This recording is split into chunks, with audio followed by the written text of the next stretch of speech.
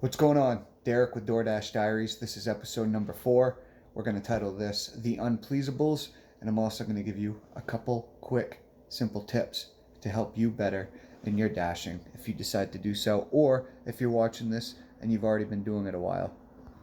So when I say the unpleasables, what I'm talking about is there are individuals out there that, let's just say, the world revolves around them. No matter what you do, some of these people can be people that you even go way out of your way. You could be right at the ordering point, have the food ready within a minute in your vehicle on your way to them, be 20 minutes early, and they're still finding something to complain about, or they're just not satisfied. And no matter what, you're probably going to get 3 or 4 stars, not 5.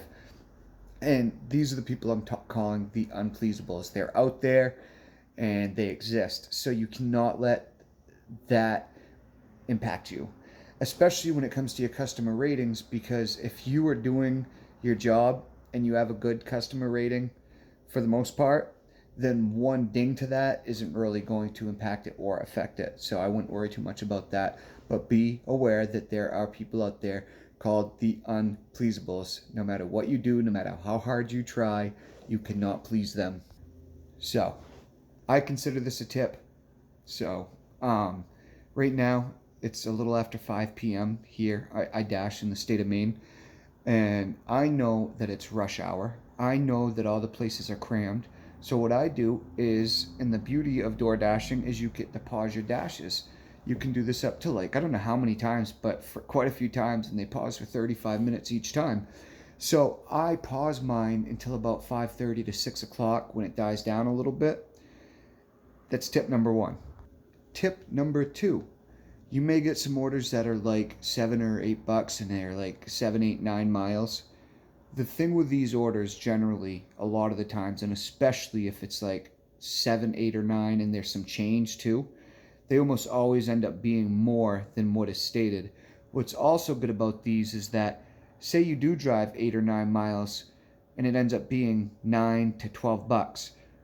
Well, right then, you just made what you probably would have made if you did 2 other orders for $3 or $4 in town. So, and I kind of like the idea of doing less and making more. You know what I'm saying? Something like that. One other simple little trick. If you're waiting at a restaurant for your order, simply let the customer know and keep them informed throughout the whole process. Just let them know that it's taking a little longer.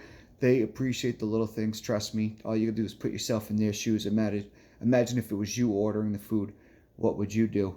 Now, also keep in mind that no matter what restaurant merchant we deal with, I can tell you this 100%, that they can be the best. But there will be times where you go there and you're waiting, and what's really weird is that it happens often when it's slow, when it's not busy. That's when you wait the longest. You'll go there when it's busy and packed, and you'll be 2 minutes away. You'll get there, the order's already bagged and ready. It's like, what the heck?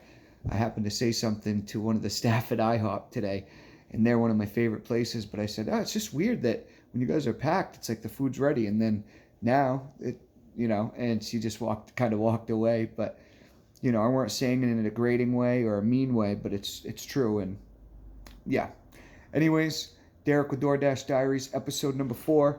Hope this helped you in some way. Leave a comment if you'd like. If you have any questions, subscribe and stay tuned for the next video. God bless.